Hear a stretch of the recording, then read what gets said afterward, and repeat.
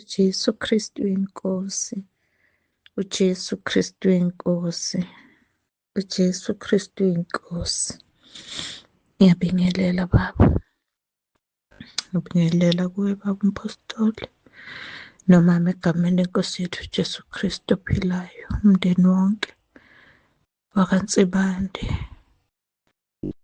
ekhaya lezwi nasentabeni yendlu kaJehova kuyabonelela. Ngithi uJesu Kristu inkosi.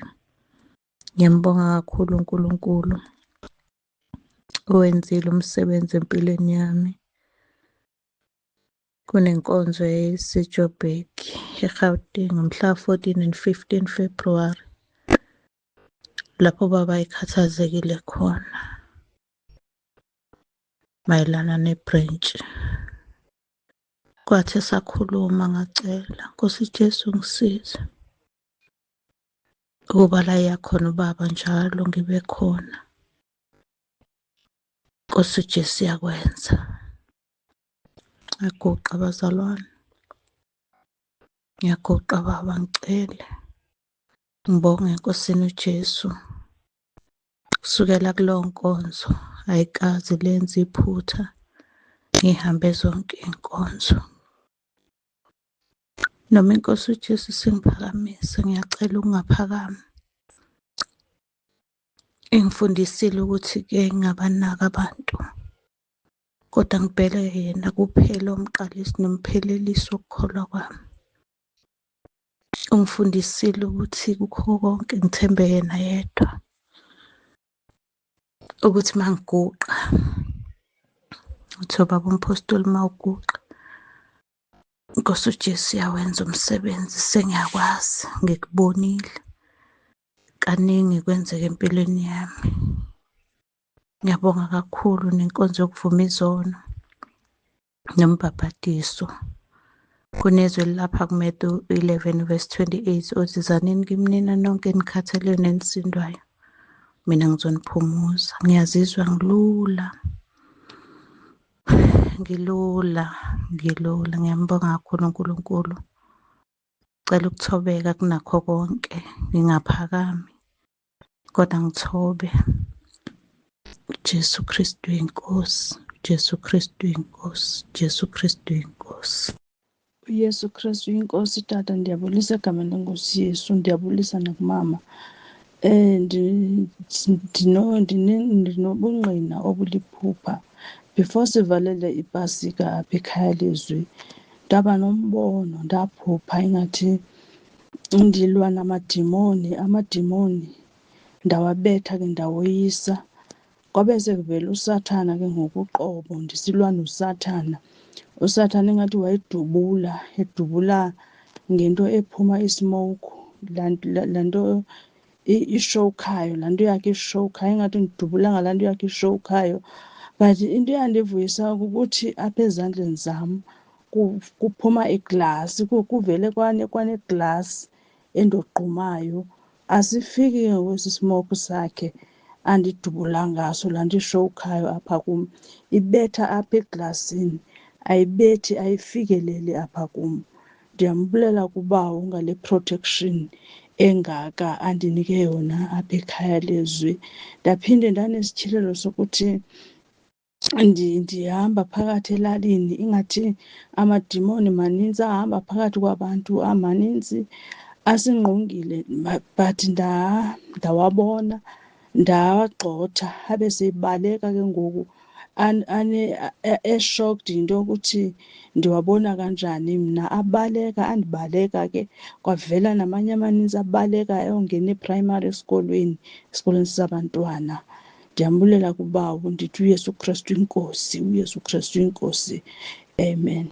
uJesu Kristu inkosi, uJesu Kristu inkosi, uJesu Kristu inkosi. Baba Mpostoli Ntsibande, ngiyakubingelela baba ngokuthobeka egameni likaJesu. Nomama, ngiyathemba niyaphila, nathi siyaphila kakhulu. uNkulunkulu usigcinile wasilonda. Baba, ngithi angize ngibonge, ngidumise uNkulunkulu, ngimnika udumo ngey'nkonzo zephasika, nokuthi wasinika ithuba sakwazi ukuza, kwaba kuhle konke. Engikubonga kakhulu iy'ntshumayelo baba, mazwi ayisikhombisa izintshumayelo owawuzishumayela lapho uNkulunkulu ethulula umphefumulo wakhe ngenxa yethu. Eyi baba, yazi angazi ukuthi iphasika kunalento eliyenzayo empilweni yami nje, indlela oshumayela ngayo kube ngathi kugobhoza ngaphakathi kimi. Eyi baba, siyabonga. Angazi ngangifisa ukufaka imeseji ngaleziya khathi, nakho-ke besimisiwe. Yo baba, ngimvuselele nginayo, ngithe uma ngifika la ngaqala phansi lezi nkonzo, kwaba nje nento engivusela ukuthi angiziqale phansi, ngazibuka ku-YouTube emsebenzini. Eyi baba, mangizibuka angazi ngingachazela ngithini, kwangathi ngiyaqala, kwangazathi ushumayela namhlanje ngendlela uNkulunkulu nje angigcwalise ngamandla. Eyi baba, ngazi kwaba mnandi enhlizweni yami, namanje ngisaqhubeka ngisazilalela ngoba bengibuye ngilalele ezinye-ke. Nje ngiyambonga uNkulunkulu baba, ngithi udumo malube kuye, uNkulunkulu akakugcine. uNkulunkulu siyambonga ngawe baba, ngazi ukuthi ngingathini, kodwa nje ngiphakamise udumo lokuthi ngibusisekile, ngigcwalisekile ngamandla. Naloku usathana yethu uyakuzama empilweni yami ukuthi njengoba ngivumile izono kube ngazathi akwenzekanga baba, kuphelile. uNkulunkulu, ngihlezi kwi-presence kaNkulunkulu, ngihlezi ebumnandini kaNkulunkulu for every day. Engifuna ukusho ukuthi baba, ngangena nasenkonzweni yendumiso, ngakhuleka nje mangifika lapho ngathi nje sathana unamanga, ngiyongena endumisweni. Namhlanje ngahlala nabadumisayo, and then baba, ngithe mangihleli nabo ngezwa ngiconnecta ngale ndlela, ngezwa ngigcwaliswa ngale ndlela. Ngiyambonga uNkulunkulu baba. And then ubufakazi engivele engize ngaba nabo njengoba kade sisey'nkonzweni nge-weekend, nge-Sunday. Eyi baba, ngizwe ngidumisa ngomoya, ngizwe ngidumisa ngomoya nangeqiniso, ngizwe ngidumisa ngenye indlela, ngavukela ubufakazi kade ngifakaza nje ngamandla kaNkulunkulu nangey'ntshumayelo. Ngiyambonga uNkulunkulu baba umpostoli, ngimnikeza udumo ngawe, ngithi nje udumo lonke malube kuye. Ngicela ukukufakela iripoti yasebhedlela. uJesu Kristu inkosi. uYesu Kristu inkosi. Ndiyabulisa tata nomama egameni lenkosi yethu uKristu waseNazaretha. Ndibulisa abazalwana entabeni nasekhaya lizwi, nditsho uJesu Kristu inkosi. Tata, ndibe nephupha endibe nalo, ndibona itornado suka phezulu isiza emhlabeni endisiza ngamandla, irawundi ithe iseza ndabona kwiplanethi phaa phezulu kuvuleka, kukho into ezikhalayo. Xa ndithi ndiyajonga zii-aliens, and engqondweni yam because of ndike ndive nge-aliens ukuthi azithandi human beings, so intliziyo yam yabuhlungu. Ndathi I wonder xa sezifika apha emhlabeni zizositshintsha, zizosenza izinto zisihlukumeza, ngoba ndandike ndive nokuthi njengoba hleli phaa kwiplanethi ii-aliens ziyahlola indlela abantu abaphila ngayo. Ngoku intliziyo yam yabuhlungu ngoba ndiyabona ziyavuya, zijabulela into bazawude zize emhlabeni, aziza apha ebantwini.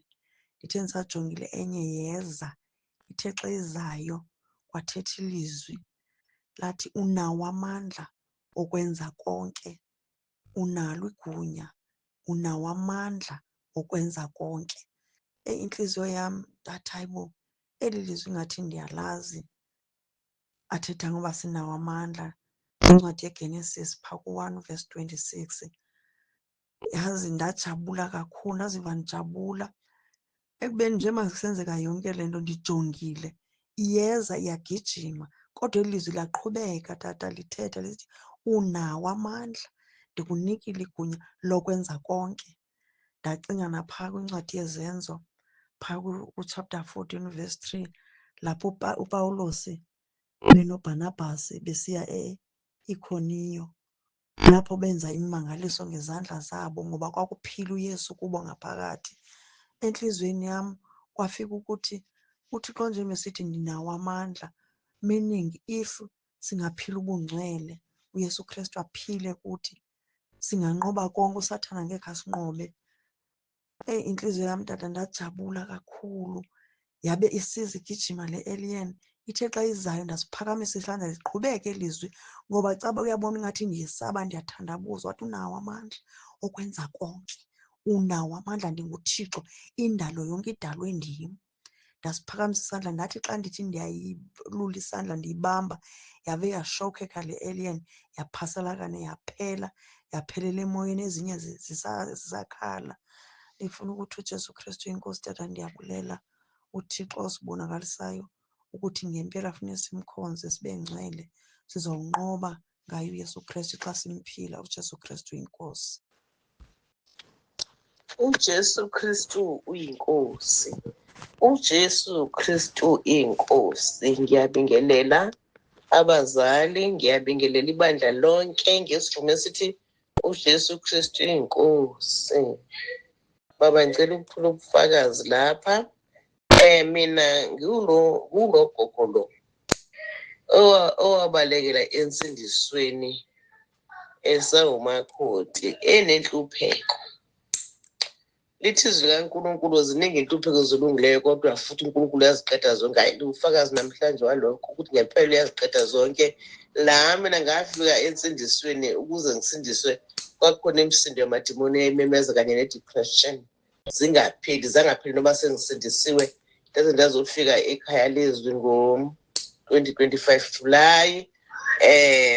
Ngabe ndinazo futhi ezinye inhlupheko esengifika nazo futhi manje, ukukhohlela okungadluli egameni likaJesu, namazinyo aqaqambayo.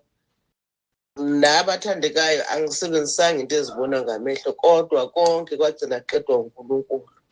Futhi nje imoya ke nememezayo ne-depression kuphela sendisekhaya lezwi, nalokukhohlela ayikwazi kwaphela nya sengisekhaya lezwi. Ndithi bathandekayo, bathandekayo ngizophakamisa uNkulunkulu bathandekayo, undiphilise saka ekhaya lezwi. Ngiyayibonga le nkonzo yokubhala phasi izono i-edile kungiphiliseni. Sengaba ugogo lula nje noma ngikhamba njena ngilula njena ngiphile saka bathandekayo. Ndipholile emoyeni, ndipholile emqondweni, ndipholile ethempeleni, ndipholile enhlizweni bathandekayo, ngiphile nje saka.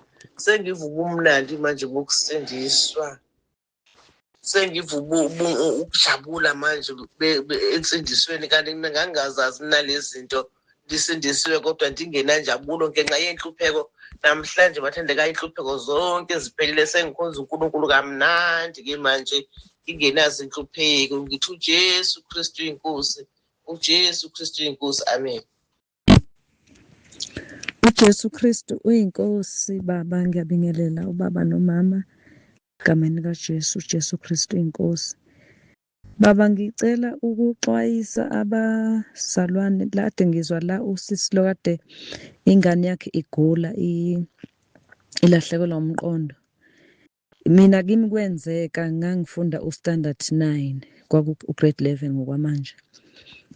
Into eyenzeka kimi ngifunde ugrade 11 ngiyazi i-physical science, ngiyazi nje babechazelwa yimi eklasini, ngiyoma phambili ngibachazele nge-physical science lento kwakukhulunywa ngayo, ngangiyazi nje, bazi ukuthi ngiyayazi. Kwabolekwa i-exercise lami libolekwa omnye umfana, angizukusisho isibongo sakhe. Wahamba nalo ekhaya kubo, wabuya nalo ngakusasa. Ekhaya kubo kwamthandazi, angizukusisho isibongo, ngisho ngasisho, ngiyabonga. Lahamba esize wabuya nalo ngakusasa, nganganaka nje, nganganakile. Lo mfana lo wayekade ungumfana owayefunda ephasa nje, ephuma number 1. Mina ngaleso sikhathi ngangiphuma ekufundeni kwami high school ngangiku top 10, e-primary ngangiku top 5. E-high school ngoba ngiku-top 10 kodwa ngaleso sikhathi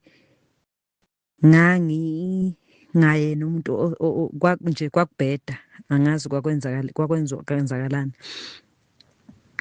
Ngaleso sikhathi eboleke exercise grade 11 ngawufeyila, ngasho ukuthi ngawufunda ngafeyila nje, ngayifeyila zonke izifundo noma ngangiyiphasa nje, ngangimi njengomuntu nje ongathi akakaze nje abe seklasini.